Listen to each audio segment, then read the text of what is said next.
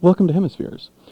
I'm your host for this evening, Richard Curtis, and as some of you may have already heard, we're doing a focus month this month at the station, focusing on politics, all of the public affairs programming people. So for our part here at Hemispheres, we're going to be talking to representatives of some presidential candidates, and also looking at the role of nonprofits in the political culture. That's coming up on the 24th. Joining us today is Michael Corbin, who is the chairman of the Campaign Finance Committee of United We Stand and a campaign worker for the Reform Party. Welcome, Michael. Thank you. Well, I wonder if you could tell us a little bit about why, well, I'll be asking this question of all my guests, why should I vote for your presidential candidate? Is the best way to answer that question why I would vote for that presidential candidate? I've had an interest in Ross Perot since 1992. When he ran for president on an independent ticket. And I supported him because I liked his message, and he was focusing at that time, as he still is, on the economic issues and on the need for government reform. And I believe that if we can believe the studies that have been conducted over the past 2 years or so, that 81% of the American people distrust their government, and 60% have a favorable impression of a third party or an alternative to the Democrats and Republicans. If we can believe that, I would suggest that one of the reasons why you might consider voting for Ross Perot is for that very reason. Okay, well that sounds familiar, and I'd like to come back to some of those ideas, because one of the things that I found in reviewing the campaign literature is that in the end, I really don't feel comfortable that I could say what Ross Perot would do as president. But before we get going, maybe let's start with a little housekeeping. Some of the listeners out there might have picked up that Michael speaks with an English accent. How and when did you become a U.S. citizen? Well, I came from the UK. I was born actually in Wales. I grew up in England, but I do have an English accent. I came over here in '64 and lived in Toronto for 1 year, and then immigrated to the States in 1965. I went to work for a major company that everybody here knows, United Airlines in New York, and met my wife there, and we got married in 1967. And had a son in New York, moved to California, came back to Chicago, and worked there for 14 years, and it was in Chicago that I became a U.S. citizen in 1982. Okay, and when did you settle in Colorado? About 1 year ago. In fact, the day the snow came down and the tree branches all started breaking. You remember that? Right, very well. In fact, I almost went back to California. It was quite a shock for a lot of us, especially picking those roofs off of, the tree limbs off your roofs, hoping it didn't cave in. Now, what exactly is the distinction between United We Stand as an organization and the Reform Party as a political party? Well, recall that when Ross Perot ran in 1992, he ran as an independent candidate, and he did not run on any third-party ticket. And when the election ended, he felt there was a need to remain in politics, and there was a lot of people, me included, who felt that we couldn't just give up the ship. We hadn't won the election, but we'd had a good showing of 19%, and we were part of a major swing vote in the U.S., and we felt we had to give voice to that swing vote. So a political organization, an education organization, was formed called United We Stand in 1993 at the very beginning of the year. I think it was in January. And at that time, I think nearly 2 million people joined. And the Reform Party, of course, is a political party by definition. Although here in the state of Colorado, a political party, by definition, has to have 10% of the gubernatorial election preceding, and so technically we're considered a political organization. But that's true of all third parties other than the Democrats and the Republicans. So the Reform Party is a political party, and United We Stand America was and is an political education organization. Right. Although I believe the Greens and Libertarians have that ballot status and recognition now as official parties in the state. No, they don't. They don't. They don't, because actually I'm also a liaison with United We Stand for COCOFO, which is the Colorado Coalition for Free and Open Elections. Yes. And I met with those groups quite a bit during the wintertime, and it consisted of Reform, Libertarian, Green, Taxpayer, Abolitionists, and I think, did I say Taxpayer? Mm-hmm. And all of us were all fighting that statute. Mm-hmm. And the Constitution, actually the statute that says that a party has to have 10% of the gubernatorial election in the preceding election to be and it's 10% to be considered a political party. Okay, that's okay. Interesting. And they're all the same. Libertarian is the same. In fact, the chairman of our group is the chairman of the Libertarian Party in Colorado, and we meet monthly. Used to. Is that going to continue? Well, we're trying to change the statute. The laws in the state to change that, to eliminate that, or to define exactly what is a major party and a minor party. Right. But right now, all of the so-called third parties or the minor parties are all just designated as political organizations. Were you talking about getting together a ballot initiative to change the Constitution? There's effort on the part of COCOFO to change the statutory law. We're not sure. I really can't speak for COCOFO when it comes to the Constitution, but we think we'd like to start with the laws first, the statutory law. The legislators. Yeah, pertaining to that requirement. Now, back to United We Stand. Is United We Stand a dues-paying kind of organization that for someone to be really a member, they're paying dues to the organization? Yes. Yeah. I was. I'm classified, I guess, as a founding member because I joined within the first 2 months, and there were 217,000. I think I was the 217,655th member, and we paid at that time $15 per person. Now it's a family dues of, I believe it's $20 family. My family can be up to 3 people. And in your role as the chair of the campaign finance committee, that would mean you're the responsible party overseeing the spending of United We Stand money in support of the Reform Party? No, not that. It's Okay. it's an issues committee, and it addresses campaign finance reform issue. Oh, reform. Right. I'm sorry. I must have missed that part. Maybe I defined it wrongly, but it's campaign finance reform committee. And what concrete actions is the organization taking in that regard? We haven't. We've joined with Common Cause. United We Stand has joined with Common Cause and endorsed the Common Cause petition on campaign finance reform, which is actually will be on the ballot in November. And along with the League of Women Voters, Common Cause, United We Stand, and a number of other organizations supported and endorsed that petition, and it passed. At least it's going forth to the ballot. So you had the 50,000 signatures, or I think it was 60. Ooh. I think it was 60,000, but we got them. a lot of signatures. Okay. Right. Well, we'll have to look for that in November. Right. Turning to Mr. Ross Perot, I think when people first start a conversation, or when you hear people casually talking about Ross Perot, they often center on some of his eccentricities, perhaps, or some of the more wildly interesting reports in the media. What is your take on that? Well, I wouldn't dispute that Ross Perot has unpredictability. He has a temperament and a personality that's unique. He does things in ways that confound people, and I can understand why the public can get a perception of Ross Perot the way they do. But I also think that Ross Perot is a threat to the established political party, namely the Republicans and the Democrats. And as such, I think he's been the recipient of a lot of venomous press that has been very detracting to his name, his good name, his character and personality. And I think the public, they get their news from the media, and if you throw enough mud, some of it will stick.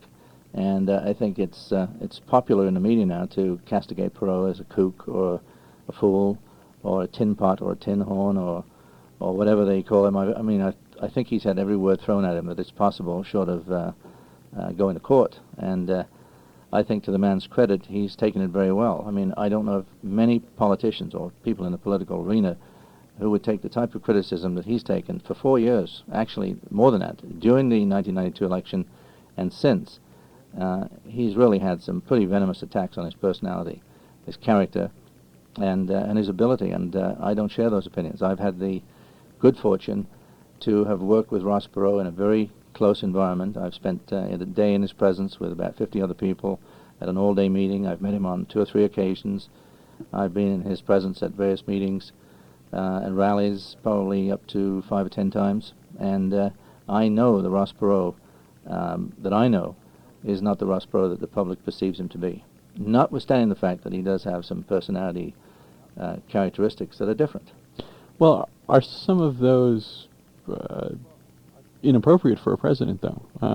In particular, I would worry, personally, since I'm asking the questions, why should I vote for your candidate? I would worry about his tendency towards a dictatorial style in the way he runs his affairs, and one would wonder how that would come out. Yeah. Well, there were people who thought that before Harry Truman went into office that he wouldn't be able to make it in the office of president because it wasn't expected that he was going to become the president of the United States. And he and his wife had a style that was very, very different. It wasn't as presidential as perhaps Roosevelt and others, but Harry Truman turned out to be a very, very successful president, and he was a man who spoke his mind. However, I think the American political situation has changed so dramatically since the Second World War, where now I think we have a corrupt government. We have a government that's bought and paid for by special interests. It's at the beck and call of special interests and big business, and it doesn't speak for the people of this country anymore. And I think it's going to take a person with thick skin, and people think that Ross Perot has thin skin. I'd say the opposite. I think he has thick skin, because if he didn't, he would never have considered running for the election, for the presidential election yet again after all the criticism in the media press. I think it's going to take a man very, very strong of personality, very forceful and very forthright. And to me, Ross Perot would be a very different type of a president, but I'm not sure that I would agree that he wouldn't make a good president. Well, perhaps we should talk a little about what at least he says he would do as president, the ideas, the principles of the Reform Party. As you understand it, what are the issues behind Ross Perot's campaign? Well, I'd call them the reform issues, and I've listed them down here because I always have a problem going through this list. I know them so well that I have a mental block when I'm asked to list them. But what Perot has stood for ever since he came into the political arena is for government reform and reform of economic issues. And you won't find Perot talking about the moral issues that so often come forth with the Republicans and the Democrats. Abortion is not an issue for the Reform Party or even for the people in United We Stand. We've tended to focus on issues of an economic and reform nature. Essentially, I think fiscal is the center of everything we stand for. If you talk abortion, you're immediately going to offend half of the population because some are for it and some are against, and it's a moral issue. And I think Perot has the same position on abortion as I do. He's fundamentally opposed to abortion, as I am. But neither he nor I would feel that it is correct to tell somebody else what they can and can't do. And that's a moral issue that we think remains with the woman or the parties concerned. It's certainly not me to tell someone else. Both President Clinton and George Bush, Bush too, but Bob Dole, that's the difference, yeah. Bob Dole and Bill Clinton constantly talk about family values. But if you were to really ask yourself which one of the 3 candidates represents family values, it's probably Ross Perot. He's been married to the same woman for 40 years. He's never been divorced. Mr. Dole has. He's not a known womanizer, and I'm quite sure with his big ears and his short stature, he probably isn't the most attractive physical individual to a lot of women. He said he's been loyal to his wife for 40 years. He's got 5 wonderful children, 10 grandchildren, and he's been a grand provider for the whole period of his marriage. Well, let's go back to fiscal reform. Right. I mean, I understand the libertarian position on moral issues there, but what does fiscal reform mean? Okay, well, first, one of the major issues for us is campaign finance reform. And when you say that to the general public, the majority of people don't really understand campaign finance reform. They just simply don't. It's a boring topic. But campaign finance reform, in my opinion, is absolutely necessary to change the political system. And if the listeners out there really believe that the Democrats and the Republicans can be relied upon to reform themselves, I have a bridge in New York that I'd like to sell them, because I don't think it's going to happen. I understand. There are, besides campaign finance reform, which includes, all of the things like transfer funds, bundling, PAC monies, war chests, franking privileges, all the incumbent privileges, monies coming from major corporations and special interest groups, and even from government union workers. And there are 19 million government workers in the United States now, more than there are manufacturing workers. But beyond that, there are things like election reform. We'd like to see some reforms to the Electoral College. Ballot access reform. Having worked with the people at COCOFO, I'm much more familiar now with the inequities that exist in almost every one of the 50 states. Inequities that are placed there by essentially the caretakers, the Republicans and the Democrats, to stop third-party candidates or third parties from attaining access in the ballot and becoming a threat at the elections. Which ties into the campaign finance issue. Yeah, it sure does. Yeah, it does. It's don't separate have again. access to the money. But these, I think, it seems to me in what I've seen of the Reform Party that word reform is a real buzzword, and I've not often seen it defined. Well, let me speed through the issues then. Campaign finance reform is one of the major issues. Election reform, including the things I just mentioned, and others. Length of campaigning. Why we vote on a Tuesday as opposed to on a weekend. Healthcare reform, education reform, entitlements reform, and that includes Social Security, Medicare, and welfare. Welfare, we've made a stab at it just recently, but I think it needs to be looked at not knee-jerk in the way we have just done, but studied and modeled. The deficit and the debt and a proper accounting procedure for the people of this country to see what their government is actually doing on an annual basis, as we do for business. Term limits, regulatory reform, corporate welfare, trade policy reform. I mean, we've got three trade policies right now, or three trade situations. One with China, which is the second largest deficit nation for us in trade, and will shortly exceed Japan's the deficit that we have with Japan, which will make it number one. They're not even a member of GATT. We've got a GATT agreement, which was a 10,000-page document, again, rushed through the Congress. And what have we got to show for it? We've got a $200 billion, almost a $200 billion trade deficit international in this year. And we're in excess of $1 trillion of trade deficit over the past decade. And then we look at NAFTA. If you remember, it was Ross Perot who said the giant sucking sound. Yeah.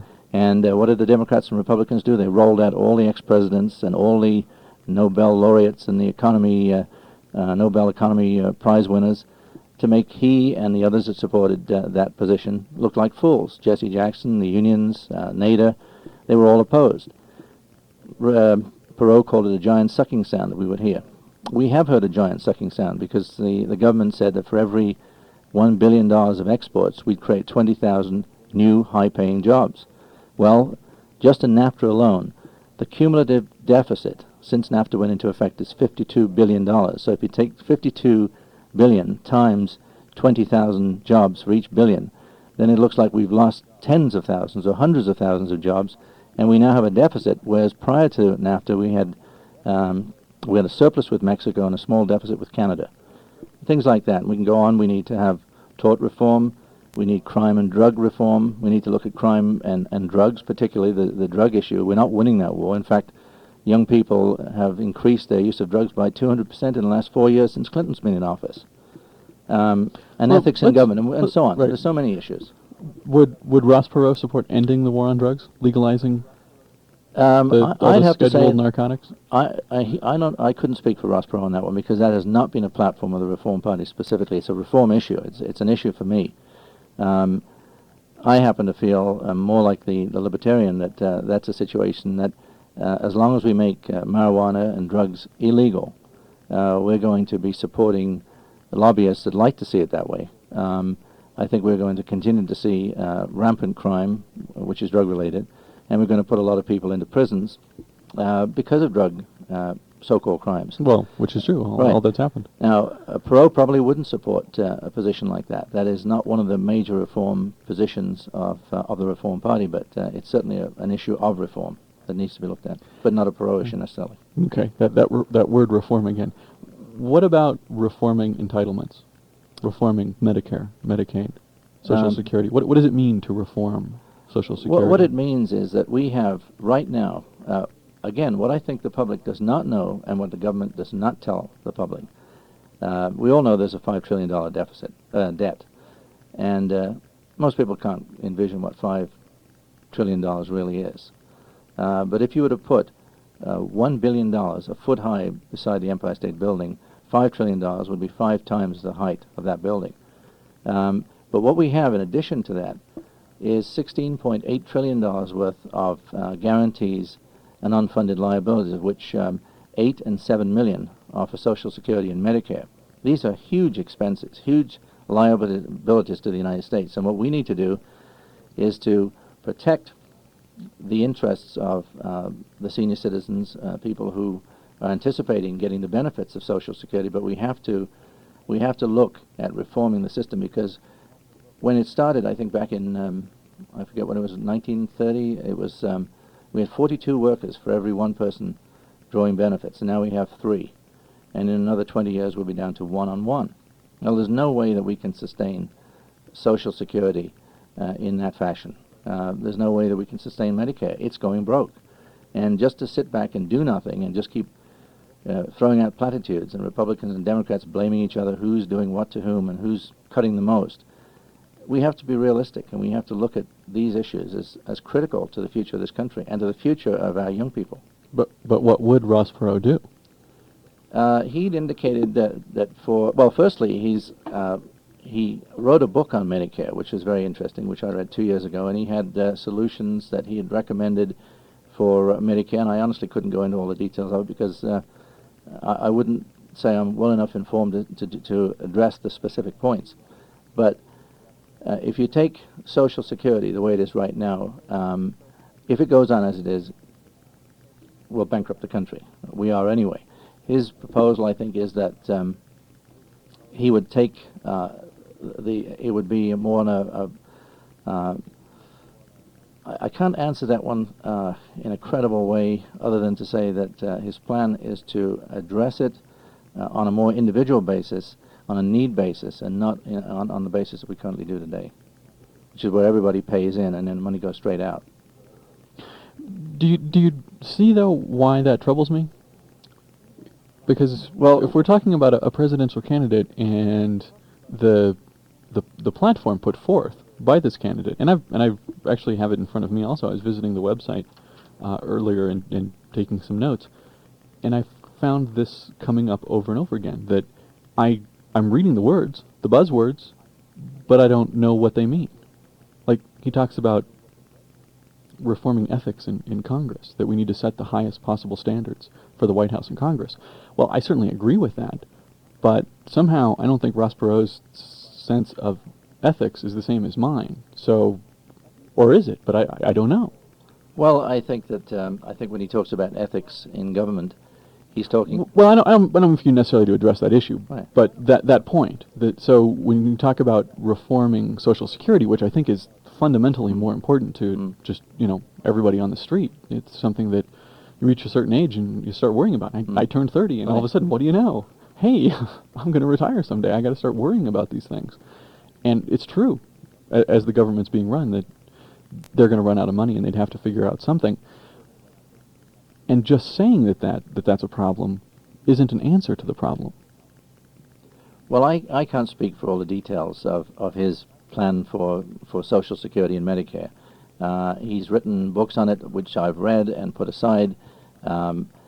He's not in office. He doesn't have a staff of people right now. But I think when you ask a question like that of Ross Perot, let me turn the tables around and ask, what have the Democrats and Republicans done to address the issue? They say he hasn't got solutions for Social Security. He knows full well that affluent people like himself cannot continue to receive the benefits of Social Security. There has to be some sort of a means test for it, and that's one of the issues that he feels has to be addressed for Medicare and especially Social Security. There are people like himself. He has a check. He receives a check from Social Security, and he clearly doesn't need it. And there are many people in this country that do not need it. And The feeling is that he should protect all those people who've paid into the fund, but we have to modify that fund and modify that whole Social Security system over the years ahead. And I think that let's look at it this way too: that when a man comes into office or starts a company, he gathers around him the best and most knowledgeable people, and if he has the drive to make the changes and the vision to make the changes, and he gets the team, those changes will be done. But if you don't have the will to do it in the first place, which I don't think the Democrats and Republicans do, nothing's going to get done. I'd rather have a man come into office with the intent and will to change things, and the determination to make the changes necessary, the tough medicine necessary to change those systems, than somebody who comes into office with plans that never get implemented. I mean, in tough medicine, I mean, one of the things that Perot had stated in the 1992 election was that he would have raised the gasoline tax by 50 cents. And he would have, concrete proposal. Right, Okay. and but of course that was twisted. Everybody said he was going to raise it by 50 cents. What he actually said was he'd raise it by 10 cents every year for 5 years. And quite frankly, if you look at the taxes we pay on gas, it's nothing compared with what other countries pay, and that's notwithstanding the fact that I realize that we're more dependent on our automobiles here than perhaps people are in other countries. But that's one example of tough medicine. Well, that's sort of a regressive way of taxing people, though. Well, you know, I think that you'll have some people who say a flat tax is a good way of doing it. Others will say it's a consumption tax. In this case, he happened to be focusing on gas at that time, and I didn't particularly disagree with his approach. The problem was that the public at large wasn't ready for what the Republicans and Democrats were saying was a 50 cents tax on gas, in the first year. Yeah. It wasn't. It was actually 10 cents. Although I'm sure he earned points with the environmentalists for that one. Well, Cutting demand by increasing the taxes on he probably did, but I think those kinds of goods. Yeah, but I think when you look at Perot, the issues that he's brought up, whether it be in campaign finance reform, there's many concrete suggestions he's made with regard to campaign finance reform. With election reform, things that I can actually remember and recall. I could sit here now and pull out his book on Medicare and give you 6 pages of solutions. The only thing is I don't have the memory to recall his solutions. It wasn't that important an issue to me. It's a reform issue, but not Okay. Well, something let's talk about something a Yeah. little more basic. You, like him, listening to him talk too when he gives speeches, make this comparison between running the country and running a business. I'm not certain that's an analogy that I'm prepared to accept, and it seems to me that running a country is fundamentally different than running a business. Yes, I think, but I think we're so accustomed to believing that politics has to be the art of consensus. Why don't we have a leader for a change who doesn't have to stick his finger up in the morning and find out which way the wind's blowing? Why don't we have people who speak for themselves and speak for a party and not influenced by monies that come from big business, special interest groups? I mean, the politicians we have, in my opinion, do not lead. They follow the polls. They follow the dictates of their benefactors. And I don't think you'd find a Perot would do that. And I think we need to have a person who could look at a budget and say that budget has to be balanced. I believe, I'm not 100% certain, but I believe that Perot has never actually gone into debt since he was in business. He's always sort of covered himself and gone in. If he's had debt, it's been so minor. He prides himself on never having gone into debt. I think if you had somebody who came into the government who had that attitude to money and that abhorrence for deficit and debt, that's exactly what this country would need from a financial point of view. But what about a human point of view? That experience wouldn't be representative of most Americans, and especially today, many people are struggling with debt. And it's something that keeps them in their station in life is this constant struggle to keep up with debt. But how do they get there? How do people get well, there? different other failed economic policies. But the larger point being that Perot may be articulate man at his own level, but having a strong leader who doesn't have the experience of ordinary people, is that strong leader going to be doing things that are in his interest or in ordinary people's interest? I don't know if I would say that Perot, for all the money that Perot has, he's a very ordinary man. I mean, I know him and I've seen him and I've been around him. He's a very ordinary person. He drives, I mean, he's got helicopters and he's got beautiful homes, but he walks down to the country store, he gets his hair cut every week for $9. He goes down and buys a meal at the corner store in the place he lives. And the people, and when he's around people, he's a very basic, down-to-earth sort of an individual. He comes from a humble beginning. He's made a lot of money, but he's made that money, that large amount of money, I believe, over the last 20 to 30 years at the most. But I think he has very simple roots for all of the wealth that he has. So I don't know. I think that I'm looking for a president who's different. I don't want another Bill Clinton. I don't want a Bob Dole. I don't want a George Bush. I don't want a Jimmy Carter. I want somebody really different. I want somebody who looks a little bit more like Harry Truman. And Ross Perot, to me, is the sort of guy that would excite people, because if he got into office and became president of the United States, which I think would be very difficult, quite frankly, I'll concede that without a political party behind him and without representatives in Congress, it would be very difficult for a Reform Party president to be as effective as if he had, a slice of representation in Congress. He'd in effect be a one-man or a two-man or woman slate coming into the White House with nothing in Congress. That would be difficult. But I believe that it would be good for the country to have somebody up there who is for the people. And I believe with all my heart, because I know the man very well now, I believe with all my heart that he would be for the people. He certainly doesn't have to be bought. I mean, you don't buy a man with $3 or $4 billion. But I'd like to see a change, and I'd like to see something dramatically different. Because if we don't have dramatic change in the federal government and in all our government, if we don't see new leadership and new fundamental dramatic change, I believe in 20 years this country will be in an absolutely abominable position, especially from a financial position, from a financial perspective. Well, I would agree with your sense of that things are bad out there, and they're only getting worse, especially listening to the Republicans and Democrats. That there is no, they don't talk about the issues either. So if I had a Republican here, I'd want to ask the same questions about these issues. But nonetheless, listening to the way you describe Ross Perot also is a bit reminiscent of the way someone might have described Mussolini in the 1920s. So. No, I don't think so. That Italy needs a strong leader. No, I think there's a big difference between Mussolini and Ross Perot. Ross Perot has been a great patriot. He's a man of honor. Well, wait. I mean, why do you say that he's been a great patriot? I think the things that Ross Perot has done has been very much in the with a view to improving the lot of Americans. He's been a big benefactor, particularly in Dallas. He's assisted in the education process down there. He's spent billions of dollars on education, on drugs, on the symphony in Dallas. He's contributed monies to many, many causes. And I'd say he's been a wonderful philanthropist.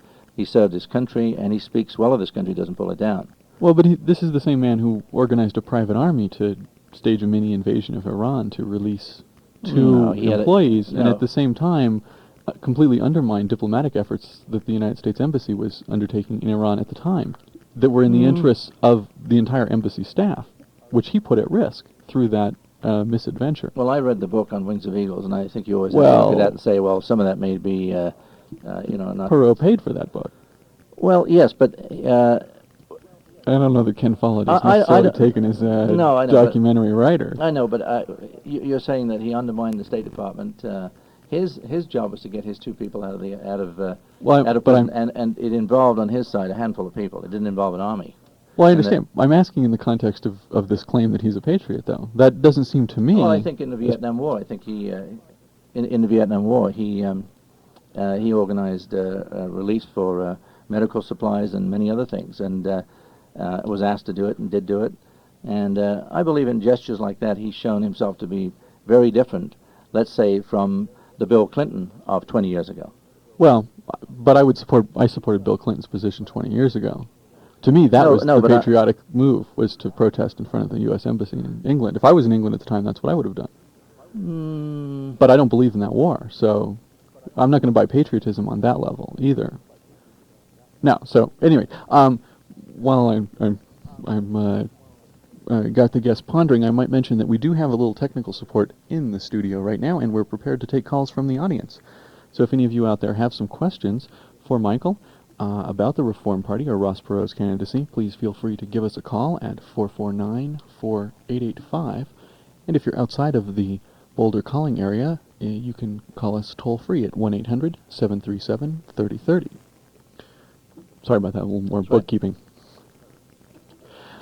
But anyway, back to, let's talk about the military. What is Ross Perot's position on all the spending that we do for missiles and bombs and stuff? I believe that what he said, I mean, we don't have a particular stance on military spending in the Reform Party. I happen to think That's interesting, isn't it? That military spending is perhaps, 60-70% of the budget, and he doesn't have a position on that? No, it's not 60%. It's probably closer to 290 billion, which would probably make it 15%. Well, I think that's well, it depends on what you count, I guess, as Well, being military spending. But I'm not saying. I think he's an advocate of having military hardware built in this country. He doesn't like the idea of us having our military hardware built in other countries. But it's never been. Military defense spending has never been a big issue that's come up in the Reform Party. It happens to be with me. I happen to think that we spend far too much on the military. We spend 290 billion, I think, compared with Germany, Japan, and Britain's each spending somewhere in the region of 35 billion.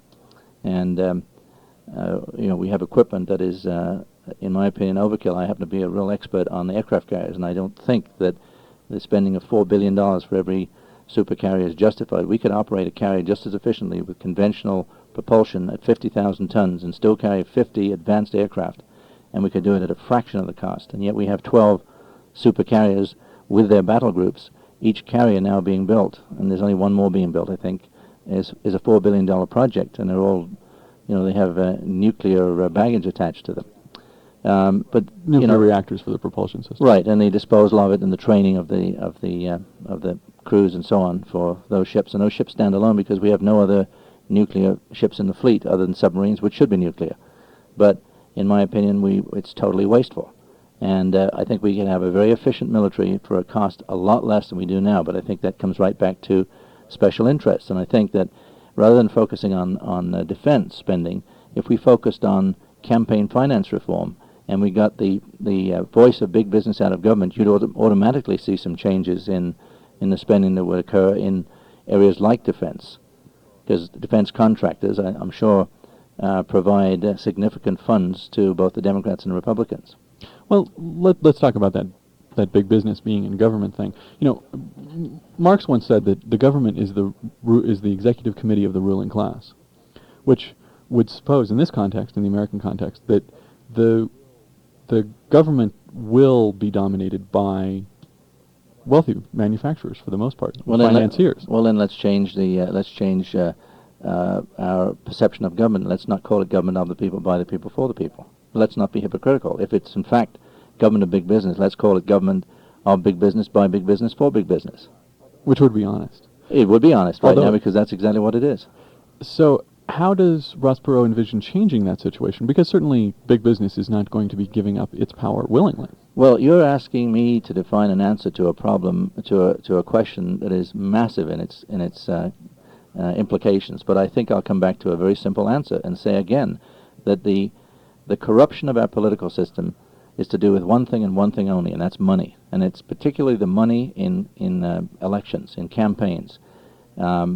Candidates, from the day they enter office to the day they leave office in federal or state government, are constantly looking for money. They're fundraising, and I believe it's correct that either a representative or a senator, I'm not sure which, has to raise $16,000 every week that he's in office to sustain himself and to maintain his incumbency.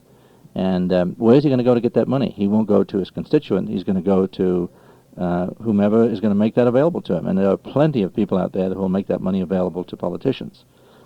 So I think that a simple answer, maybe simplistic answer to your question is, again, we have to address campaign finance. It's you don't, for example, in Britain, I still recall the British system, and I followed the British political system.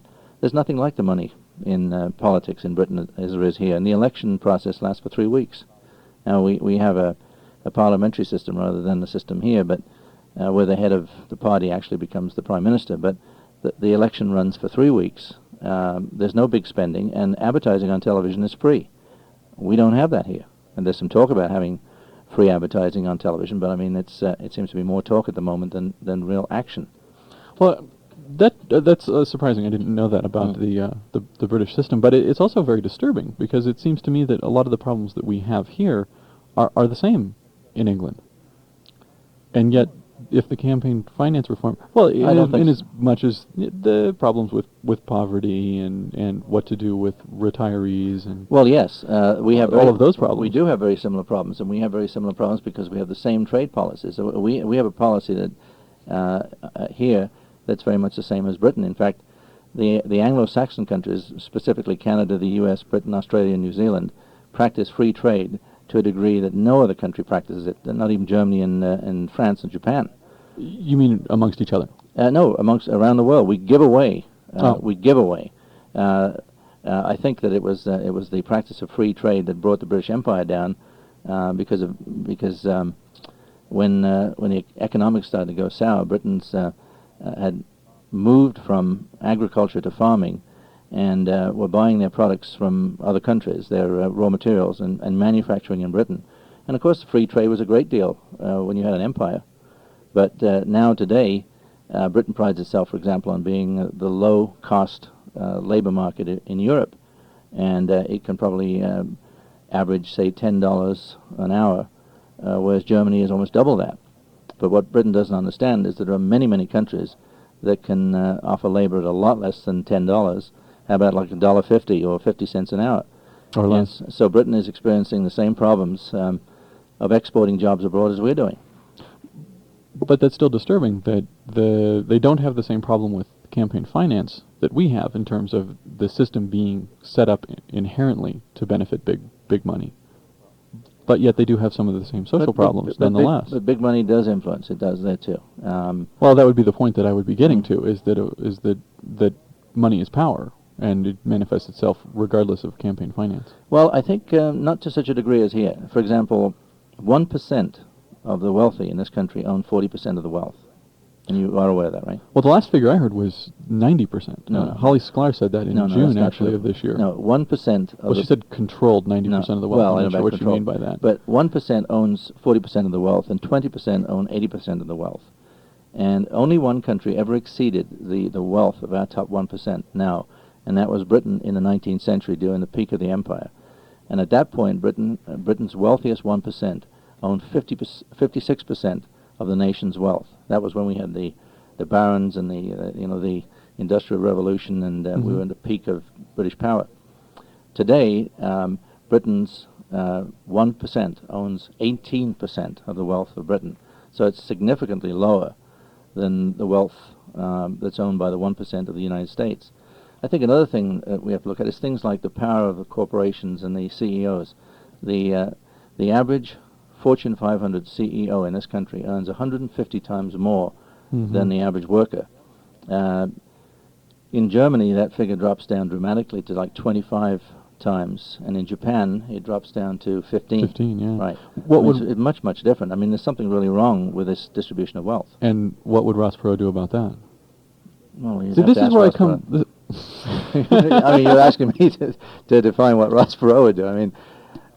yes, that's why I invited you here. I know, but I think, I can't. I'm not the soothsayer, and I can't give you the answers for all of the questions. But I would say that again, I find that disturbing, though. No, it's not. If you asked anybody, well, what would anybody do? Well, ask me, what would Bill Clinton do? And I'll tell you, he won't do anything. Right. but that's an answer. It's not the one I'm looking for. Well, I couldn't say to you, in all honesty, I think that Ross Perot wouldn't do anything. I think Ross Perot would work tirelessly to make changes, and I'd keep coming back to campaign finance reform. I think that you take the money as much as you can out of politics. And that will... And then you allow people to run for office who have a chance of getting into office, and you have people who are not representing the special interests of big corporations to the same degree. Well, I understand that point. Although, something I thought about something when we talked over the phone when I was first getting in touch with you about doing this interview. You'd mentioned that you figured that we really needed to get a handle on how, I think, maybe I'm misquoting you, but how the working class was living, the condition of ordinary people in the next 15 years or so, or the economy was going to fail to reproduce itself. It couldn't survive because people would not be making enough money to support it. And some have called that a crisis in overproduction, that you reach a point where people working can produce things so cheaply that they need not be paid, and eventually they reach a point where they're not getting enough, they're not being paid enough to buy the things that they produce, and the system collapses. That, I think, is the reason why people are so concerned about this distribution of wealth, that the 1% There's owns nobody so to much. buy the automobile. So, exactly. Henry Ford said it. That fundamental problem is the one that worries me when it comes to politics. And so when I ask what would Ross Perot do about that distribution of wealth, that to me is one of the most fundamental problems we have. Here's one answer right now that I know Ross Perot has looked at and talked about many times, and I think people who've studied the trade issues have looked this way at it.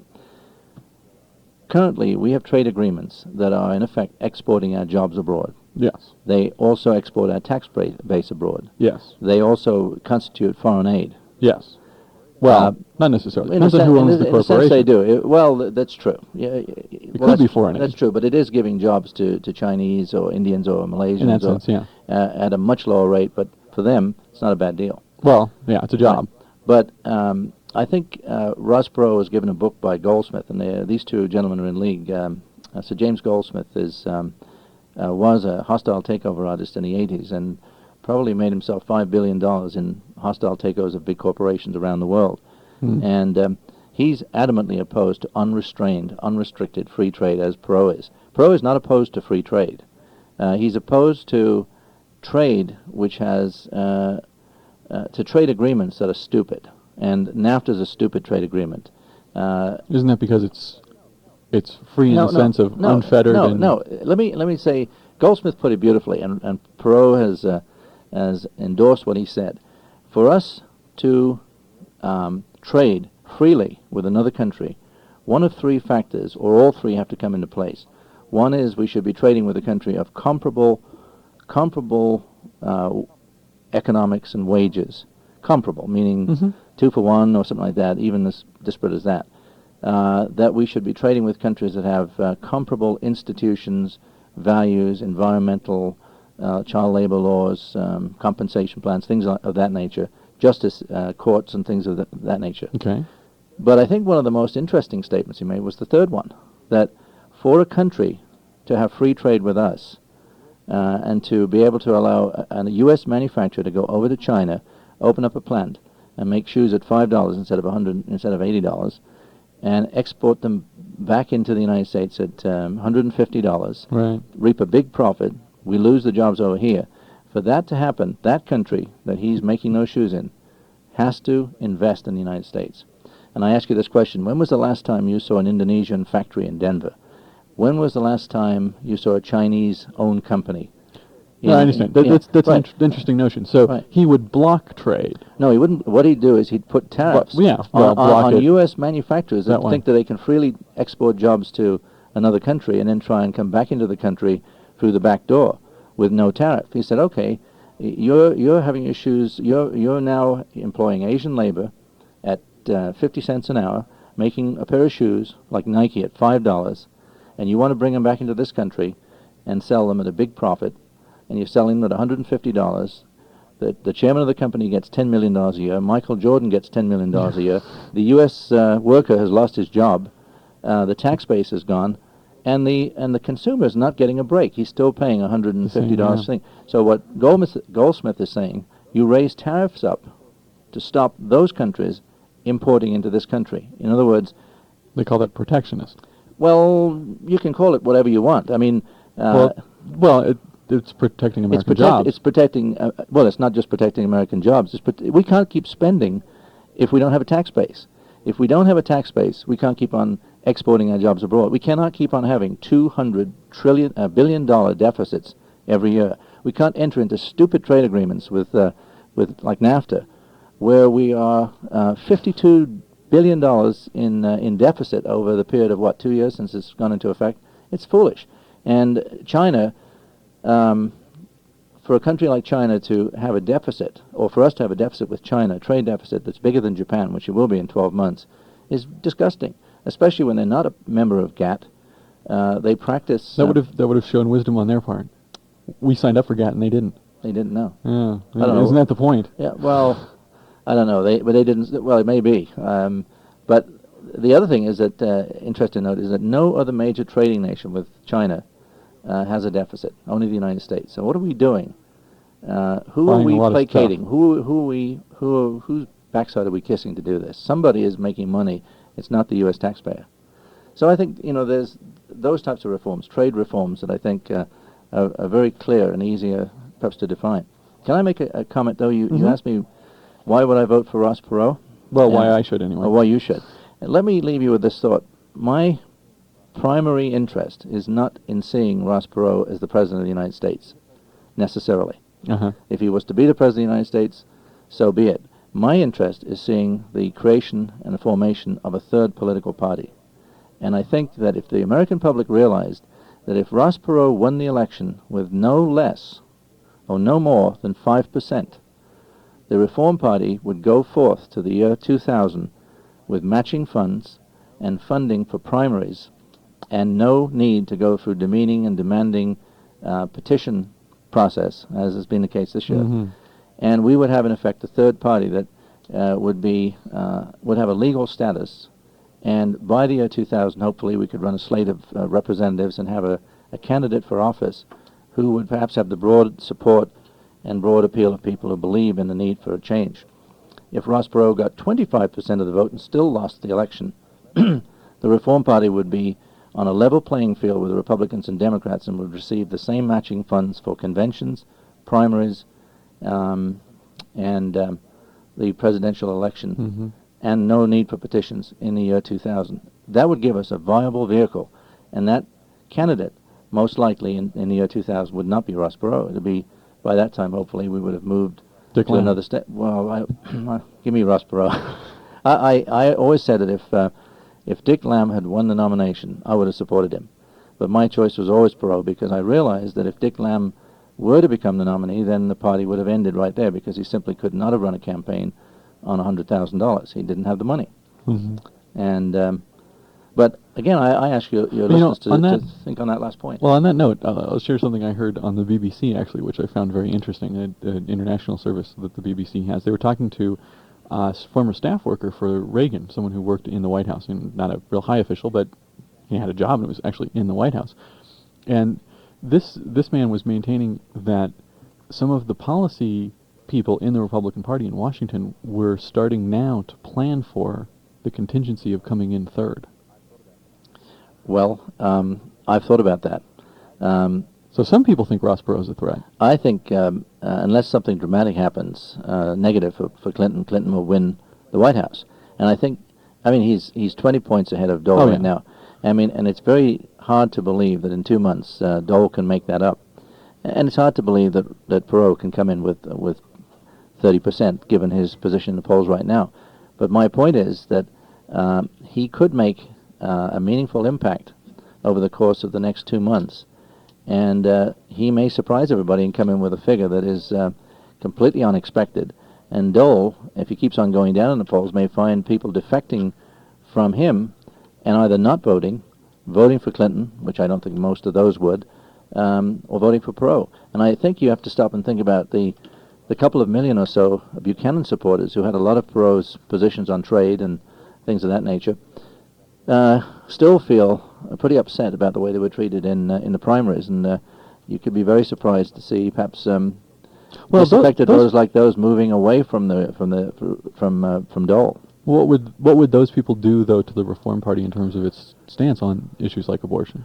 Well, I think if they were to vote, I don't think they'd be voting for that issue. Wouldn't come up. I mean, that issue for the Reform Party will never be an issue, abortion, and there are a lot of people who voted for Pat Buchanan who have told me privately I could have voted for Perot regardless of the abortion issue, because the other issues are very strong for them as well. Yeah, I mean, NAFTA and trade and government reform is a major area of concern for Buchanan supporters. So I'm looking at a party that will appeal to that middle 30, 40, 50% of the American people who are disaffected, really not happy with the Democrats or the Republicans. Right now see Ross Perot as not an alternative. But they should look at what the formation of a third party could mean in the year 2000. It could really make a dramatic change to the political scene in this country. And we have the Libertarians, for example, who have been around for 25 years, and people say, well, why don't we vote for them? Well, they only got 1% in 1992, and well, they're radically different on their trade policy, too. And they're radically different. I mean, there's a lot of things the Libertarians say that I agree with, but they're a little too radical on certain issues. Right. Now, well, I have to confess, I think in this 1 minute I don't personally feel convinced, but I wonder what are the Reform Party's plans for getting out the vote come November. So is it 7th or 8th this year? But anyway, what are their plans to get people registered and get electors out? Are they you're going to be doing some registration drives or anything like that? We are. We're looking for volunteers. Again, we're not really running officially a slate of representatives this year, which, of course, the Democrats and Republicans are doing. And that puts somewhat of a different twist on the efforts we make, because ours is focused mostly on the presidential race. Mm-hmm. But we are looking to identify candidates of all parties, Republican, Democrat, Libertarian, whatever, who are running for office, to endorse, who have a position that most aligns itself with our positions of reform. And if listeners out there are curious and want to get a hold of the Reform Party, how would they do that? They could call 1-800-96-PARTY. 1-800-96-PARTY. Okay, Michael Corbett, thank you very much for joining us. Thank you, Richard. You've been listening to Hemispheres on KGNU, Boulder. Coming up next, Corriente. We'll start with a little bit of music.